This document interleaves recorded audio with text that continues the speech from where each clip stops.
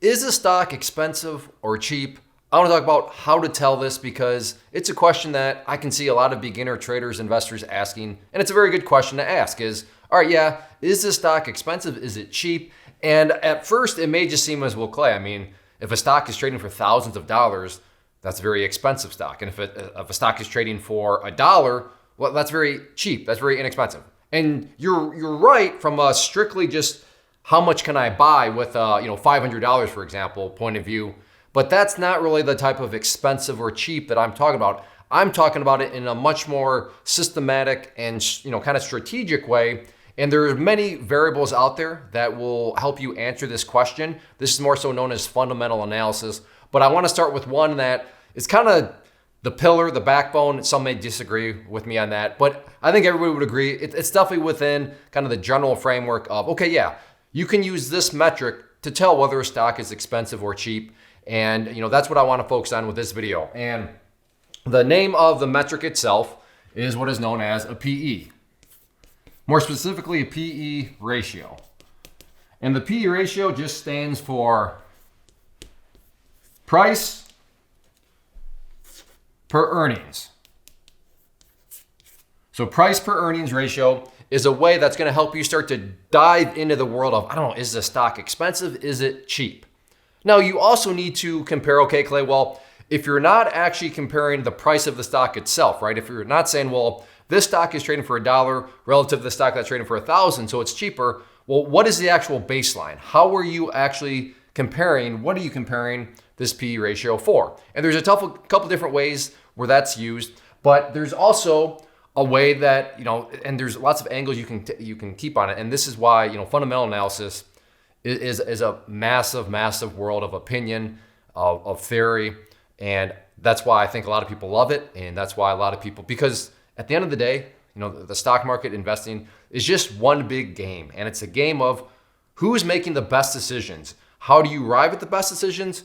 Well, that's where all the opinions come into play. And that also includes the PE ratio, including, well, what type of PE ratio? So yes, you have the PE ratio, but then you have different types. And I just want to quickly explain this, and it's very intuitive. But one type is going to be known as a trailing. And trailing, all it's telling you is, what's already happened, right? So the past. Nothing fancy there. Trailing from, if you're trailing somebody, you're behind them. So a trailing PE ratio is just saying, okay, this is all being taken from the data that's already happened, because all publicly traded companies, they have to do earnings reports. They have to disclose to the public because, again, they're a publicly traded company. Hey, we're making this amount. We're losing this amount. And they're going through all these different numbers. So the PE ratio from a trailing perspective is from those numbers that have happened. That there's no theory about them. Hey, this is the number. This is what has happened. So there is no theory behind it. But you also have a forward PE ratio. And I mean, not to insult your intelligence, but you can probably guess which direction I'm going to draw this arrow. But yeah, this one is for what's going to be happening in the future.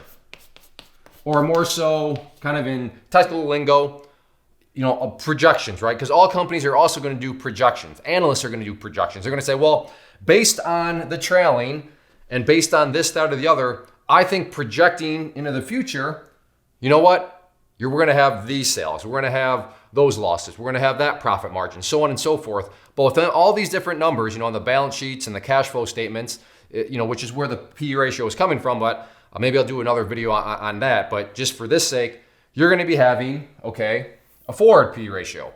Now, which is the best one to use? Again, welcome to the world of opinion. Well, some people are going to say, no, you always got to be using the trailing ratio because those are facts, right? That's what's already happened. There's no theory.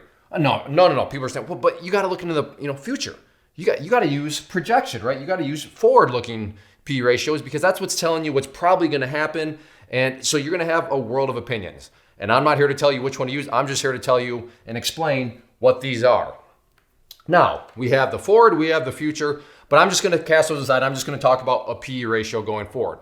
Now, a PE ratio can be used in many ways, but a PE ratio is going to tell you, and when you take the number, right, you're taking price, dividing that by earnings, that's going to give you a number. And what do you do exactly with that number? So, in fact, let's say we're looking at Apple. So AAPL. So you do that quick math, right? Just division and you're going to get a number. And let's just say that number comes out to a PE ratio of 15.2. And I'm completely making that up. But we now have a PE ratio for Apple of 15.2. You could now take that and compare it to the PE ratio of the market. So let's just say that, this, let me change up. The stock market as a whole, so just the entire stock market has a PE ratio of 25.1. So the question becomes, all right, is Apple cheaper or more expensive compared to the overall stock market? Well, if you're saying, well, if Apple's at 15.2 and the overall market's at 25.1, I mean, that's kind of the average of all the stocks in the market. It's 25. Well, then Apple's actually cheap. And again, Apple could theoretically be at $10,000 per share. But if at $10,000 per share, it's got a PE ratio of 15.2 to 25.1, well, then it's still cheap compared to what? Well, compared to the overall stock market. And what is the comparison mechanism? Well, the PE ratio. But that may not make sense because, okay, yeah, Apple, you're comparing it to the overall market. You may just want to say, well, you know what, but Apple is a technology company.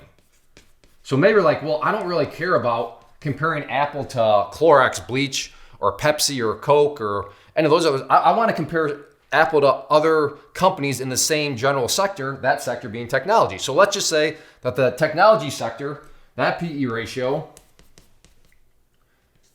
is 9.8. The question now becomes, okay, is Apple expensive or cheap? Well, Apple compared to technology is actually going to be considered expensive. Because if the average of other technology companies are 9.8, well, then you can clearly see that 15.2 would be higher. So in that situation, just very broadly speaking, you would say, okay, well, Apple's actually expensive relative to compared to the technology sector, but it would be cheaper compared to the overall stock market. But the question becomes, what exactly are you using? Right? Are you comparing the stock market? Or are you comparing the individual sector? But here's the other thing is, well, okay, Clay, so are you saying that in this situation, you should definitely buy Apple because, it's cheaper? Or in this situation, you should avoid Apple because, technically speaking, it's expensive. It's expensive when you compare the PE ratios.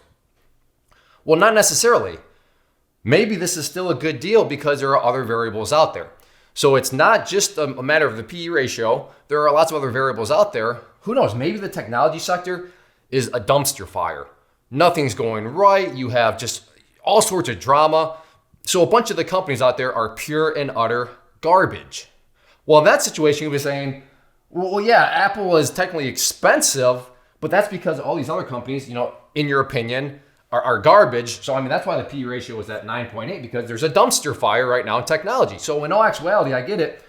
From strictly a metrics and number standpoint, Apple is more expensive, but there's more to it than just a number, right? Well, if you have this, that, and the other going on, it's a dumpster fire. Well, Apple, that's still a good deal because let's say the other good, quote unquote, good stock that you're looking at in the dumpster fire situation is another technology stock. I don't know. Let's just call it Google. Let's say Google has a PE ratio of 30.1. Well, in that situation, you're going to say, wait a second. Technology sector is a dumpster fire, so that's why it's a 9.8. And I think there are two good companies, Google and Apple. Google's at 30.1. Apple's at 15.2. That's going to look like a bargain. That's going to look super, super cheap. So do you see how there's lots of different variables that go into it? But to circle all the way back to where it starts is it's just a mechanism to try to give you some perspective on what's actually cheap, what's actually expensive. But as you see here, it really goes into, are you comparing it to the market? Are you comparing it to a sector? Are you comparing it to just other stocks? Maybe you don't even want to use the technology sector. Maybe you just want to say, you know what? In my opinion, Apple, Google, Netflix, Facebook, Twitter, Snapchat are the best technology stocks. Everything else, again, in your opinion, is garbage. Okay, well, now you could use PE ratios of just those to figure out, all right, who are the expensive ones? Here are the cheap ones here relative to that pool. But who knows, maybe we're saying, no, you should definitely use the market. Okay, that's fine too. But that's, like I said, the beauty of the markets is it's one big opinion. And the way you form these opinions, these are some of the tools that you can use to arrive at opinions. And whether your opinion is right or wrong, I don't know, maybe in this situation, Google is actually still cheaper than Apple. Even though those numbers are like that, maybe Google's got, something big coming. And so you just never know. But these are just like, the world of technical analysis. These are just, variables and systems that you can use to ensure that you're not just throwing a dart and, randomly picking things. So how do you tell? A great starting point, especially if you're a beginner, because these things are very easy to find as far as, you pull up on Google Finance, Yahoo Finance, any of those sites. And, one of those things that's going to be part of, the data that you see, they'll tell you if they pay a dividend, but, you're also going to see a P ratio. But you are going to want to just make sure, all right, what P ratio are they actually showing me? Is it a trailing? Is it a forward-looking P ratio? So you want to make those distinctions because you don't want, I suppose you could, but you do want to try to keep it apples to apples, right? If you're comparing future P ratio or forward P ratios to trailing P ratios, things can get a little messy. But again, like I said, maybe you're saying, no, Clay, that's how it's best to do it. It's like, okay, maybe so. That's your opinion. Maybe it's the right opinion. Again, that's the fun part of the market. So that's how P ratios work. That's how they're going to give you a systematic, a way to avoid random opinions. It doesn't mean it'll be the right opinion, but at least it's not random. So if you have any questions, if you'd like me to do more videos like this, leave that down below. And also check out the t-shirts. If you want to help support the channel, then they're $20. Get some good swag, support the channel. We'll put a link right here on the screen here and you can go and check those out. But yeah, if you're liking the t-shirt, we have them for sale in all sizes, so definitely check out that link. Thank you again for hanging out for the video. Hit that like button, leave any comments or questions down below. Everybody take care, have a good one. First off, thanks so much for watching the entire video. Real quick, before you go, I want to invite you to a live webinar, web class, training, workshop, online event, whatever you want to call it, but it will be me live revealing to you what I've discovered that has allowed me to transform myself from being an employee to being my own boss, including how I had only one losing day out of 73 days in total. I'm going to cover 3 keys that have helped me unlock profitable consistency within the markets. The first key is super weird, but in a productive type of way. The second key is super awesome because it quite literally is wired into our DNA as humans, making it very easy to use. But in a cruel way, this becomes a pitfall for many traders. I'll explain it all though, including how to avoid the pitfall that it creates for some. And yeah, the third key, when you hear it, sounds way too good to be true, but it's not, and I'll show you how it all works. Then at the end, I open it up for a question and answer session that is, again, totally live. Even if you can't make the live session, please still sign up as it will be recorded, and you can go back and watch the replay that I will send you. Click the image on the screen or click the link down in the description box so you can get the date and time and claim your spot, which I should note is limited due to the fact that this truly is a live event. If you have any questions, let me know. If not, I'll be seeing you soon.